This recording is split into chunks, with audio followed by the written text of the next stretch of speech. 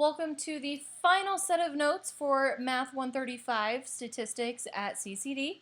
In this last section of notes, we're going to look at two population means confidence intervals. So looking at the difference between two means for a population. So this is the equation to set up that confidence interval. So we're going to take the sample mean from the first group minus the sample mean from the second group, and then add and subtract a margin of error, which is found by taking a t-score and multiplying that t-score by the standard deviation. So let's jump to an example because we're just going to do this in our calculators. We're not going to do this by hand.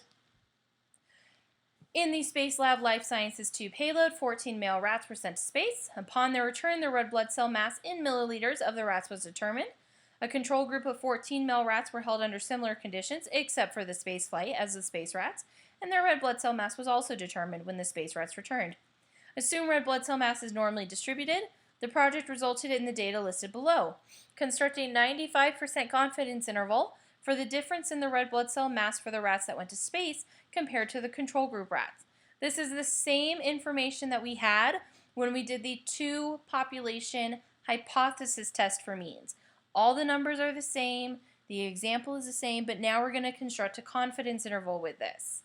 So again, just as I did last time, important information: 14 space rats, 14 control rats, normally distributed, 95% confidence, rats that went to space compared to control rats.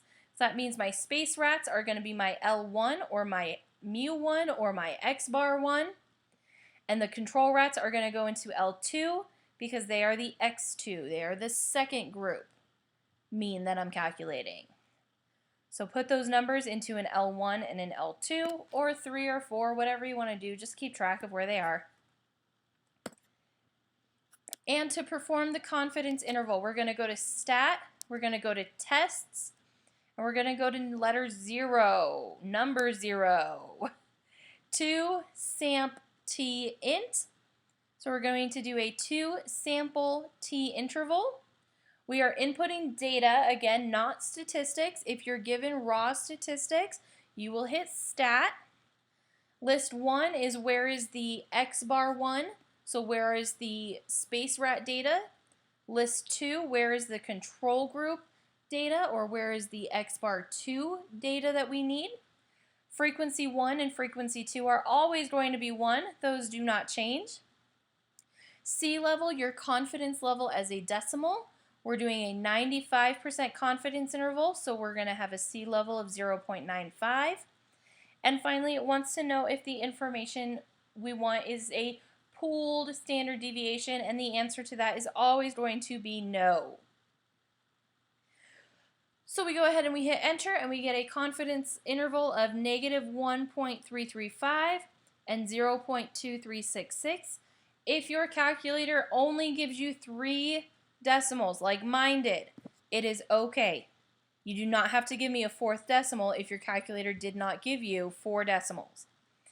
If, however, your calculator did give you some number after this 5, then go ahead and report all of the numbers that your calculator gives you. I do not know of a way to change the settings in the calculator to always give me 4. Sometimes it gives me 4, as you can see in the second value, the upper bound. Sometimes it only gives me 3 decimals, like it did in the lower bound. At this point, it's not the end of the world if you don't give me 4 decimals. All right, and then our conclusion. Interpretation, we are 95% confident that the difference in the mean red blood cell mass between rats that went to space and the control rats is between negative 1.335 milliliters and 0.2366 milliliters.